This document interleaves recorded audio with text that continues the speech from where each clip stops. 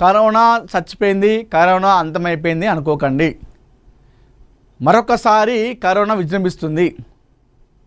ఆంధ్రప్రదేశ్లో 12 మందికి పాజిటివ్ వస్తే అందులో 4 చనిపోయేవారు కూడా. ఏదో మామూలుగా వచ్చి 11 రోజులు క్వారంటైన్ ఉండి వెళ్ళిపోవడం లేదు. ఇప్పుడు చనిపోతున్నారంట. మళ్ళీ కరోనా మళ్ళీ వచ్చింది. మళ్ళీ దూరం చేతులు కలపకుండా మాస్కులు పెట్టుకునే రోజులు మళ్ళీ రాబోతున్నాయన్నటువంటి టెన్షన్ కూడా కదులుతుంది. ఎందుకంటే 4 చనిపోయారు కాబట్టి మళ్ళీ కరోనాతో. సో ఈ కరోనాను లైట్ తీసుకోవద్దని చెప్పేసి చెప్తా ఉన్నారు. ఆంధ్రప్రదేశ్లో ఇది ప్రస్తుతం విజృంభిస్తూ ఉంది. మరి ఆంధ్రప్రదేశ్ వచ్చినప్పుడు ఆంధ్రప్రదేశ్ ఉన్న వాళ్ళు చాలామంది తెలంగాణకు వస్తారు. సో చాలా జాగ్రత్తగా ఉండాలి. అసలు ఏందో ఈ కథ చూద్దాం. భారత్లో మరోసారి కరోనా కేసులు నమోదవుతున్నాయి. మరణాలు కూడా సంభవిస్తుండటంతో ప్రజలు ఆందోళన చెందుతున్నారు. ఆంధ్రప్రదేశ్లో 12 కోవిడ్ పాజిటివ్ కేసులు నమోదు కదా. వీరు 4 బాధితులు చనిపోయారని చెప్పేసి వైద్య ఆరోగ్య కుటుంబ సంక్షేమ శాఖ కార్యదర్శి జి వీరా పాండ్యన్ ఒక ప్రకటనలో వెల్లడించారు. కరోనా బారిన మరణించిన వారిలో వైఎస్ఆర్ కడప జిల్లాకు చెందిన 3, కాకినాడ జిల్లాకు చెందిన 1 ఉన్నారని, వారంతా ఇదివరకే తీవ్రమైన ఇతర ఆరోగ్య సమస్యలతో బాధపడుతున్నారని వీరపాండ్యన్ స్పష్టం చేశారు. వైరస్ జన్యుక్రమ స్వరూపాన్ని విశ్లేషించేందుకు 5 శాంపిల్స్ సేకరించి పూణేలోని జాతీయ వైరాలజీ ల్యాబ్కు పంపినట్టు తెలిపారు. కడపలో అత్యధికంగా కరోనా కేసులు నమోదవుతున్నాయట. ఇప్పుడు వైఎస్ఆర్ కడప జిల్లాలో 3 చనిపోయారు, ఇంకొకరు కాకినాడలో. అయితే అత్యధికంగా కేసులు కూడా నమోదయ్యేది మన కడపలో. ఏపీలో నమోదైన మొత్తం కోవిడ్-19 కేసులో అత్యధికంగా వైఎస్ఆర్ కడప జిల్లాలోని 8 కేసులు, గుంటూరులో 2, విశాఖపట్నం, కాకినాడ జిల్లాలో 1 కేసు నమోదయ్యాయి. ప్రజలు ఎవరు ఆందోళన చెందకుండా ఎందుకుంటారు? కరోనా అప్పుడు టైంలో చూసిరు కరోనా చేసినటువంటి కథ. ఆందోళన లేకుండా ఎట్లుంటారు? ఇక భయం ఖచ్చితంగా ఉంటుంది ఎవరికైనా కూడా. సో అది భయం అనేది జాగ్రత్త పడే వరకు ఉండాలి భయం. తగిన ముందు జాగ్రత్తలు తీసుకోవాలని, లక్షణాలు కనిపిస్తే వెంటనే డాక్టర్ను సంప్రదించి చికిత్స తీసుకోవాలని ఆయన సూచించారు.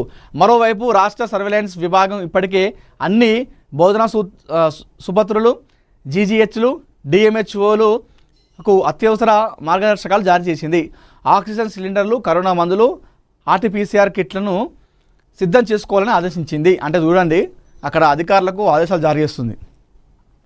ఆక్సిజన్ సిలిండర్లు, కరోనా మందులాట, ఆర్టీపీసీఆర్ కిట్లను కూడా రెడీ చేసుకోవాలని చెప్పి చెప్తా ఉన్నారంటే అర్థం చేసుకోండి పరిస్థితి ఏ విధంగా ఉందో. కరోనా మరొకసారి విజృంభిస్తుంది. మళ్ళీ దూరం ఉండాల్సిన అవసరం వస్తుంది. చేతులు షేక్ హ్యాండ్ ఇచ్చుకునేటువంటి ఆ రోజులు గుర్తున్నాయి కదా, ఇచ్చుకోకుండా ఉన్న రోజులు. మళ్ళీ అలాంటి పరిస్థితులు వస్తాయేమో మళ్ళీ చెప్పలేం. మాస్కులు వేసుకొని తలుపులు పెట్టుకుని లోపల ఉండే రోజులు వస్తాయి కావచ్చు మళ్ళీ.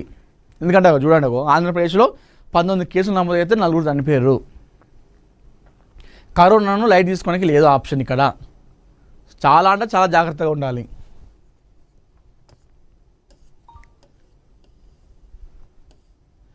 కేంద్ర నిధులతోనే తెలంగాణలో అభివృద్ధి. కేంద్ర హోంశాఖ సహాయ మంత్రి బండి సంజయ్ సిరిసిల్లలో 105 కోట్లతో కార్గిల్ చెరువు పునరుద్ధరణ పనులకు మంత్రి శంకుస్థాపన. అమృత్ పథకం నిధులను దారి మళ్లించడం దారుణం. లేఖ రాస్తే నిధులు ఆగిపోతాయని హెచ్చరిక.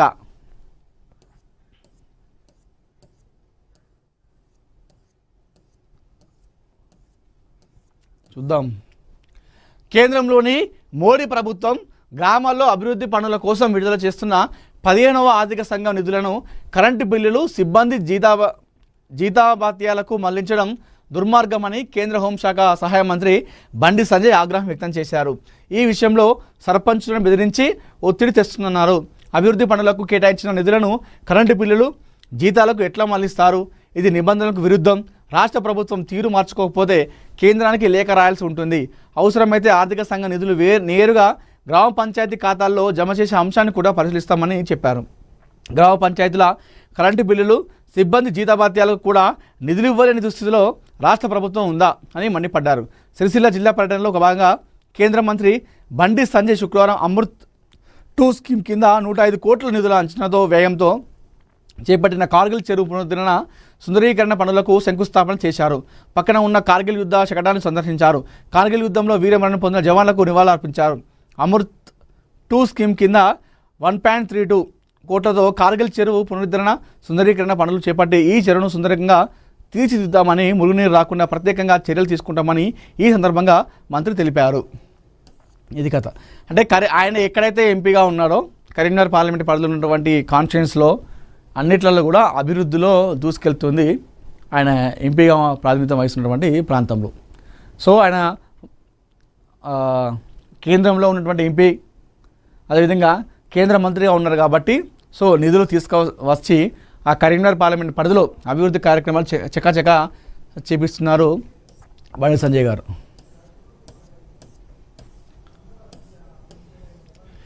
మంతని సిగలో మరో మణిహారం, శ్రీధరబాబు కృషికి ఫలితం. మంత్రి పట్టుదలతో మంత్రికి న్యాక్ స్కిల్ డెవలప్మెంట్ సెంటర్ భవన నిర్మాణానికి 20 కోట్ల మంజూరు. ఉత్తర తెలంగాణ యువతకు అంతర్జాతీయ స్థాయి నైపుణ్య శిక్షణకు కొత్త దిక్సూచి అని చెప్పేసి మనం ఇక్కడ వార్త చూసుకోవచ్చు. అదేవిధంగా ఏపీ లిక్కర్ రవాణా కేసులో ఈడీ దూకుడు, 195 కోట్లకు పైగా అక్రమ లబ్ధిపై కీలక గుర్తింపులు అని చెప్పేసి మనం చూస్తూ ఉన్నాం. దేశంలో పట్టాలెక్కిన తొలి హైడ్రోజన్ రైలును ప్రారంభించిన ప్రధాని మోడీ. టికెట్ ధర 5 నుంచి 25 మధ్య ఉండే అవకాశం అంట. భద్రతపై ప్రత్యేక దృష్టి, లీకేజీని గుర్తించే సెన్సార్లు అంట. సూపర్. ఒకేసారి 2600 మంది ప్రయాణించే సామర్థ్యం. టికెట్ ధర వచ్చేసి 5 నుంచి 25 మధ్యనంట హైడ్రోజన్ రైలు. అది లీకేజీని కూడా గుర్తిస్తుందట. ఆ ట్రైన్లో ఉన్నటువంటి ఆ హైడ్రోజన్ ట్రైన్ ఉన్నటువంటి సెన్సార్లు ఏదైనా లీకేజ్ ఉంటే కూడా గుర్తిస్తుందట, ముందే పసిగడుతుందట. నిన్న మోడీ ప్రారంభించాడు. సరే చూద్దాం ఏంది వార్త.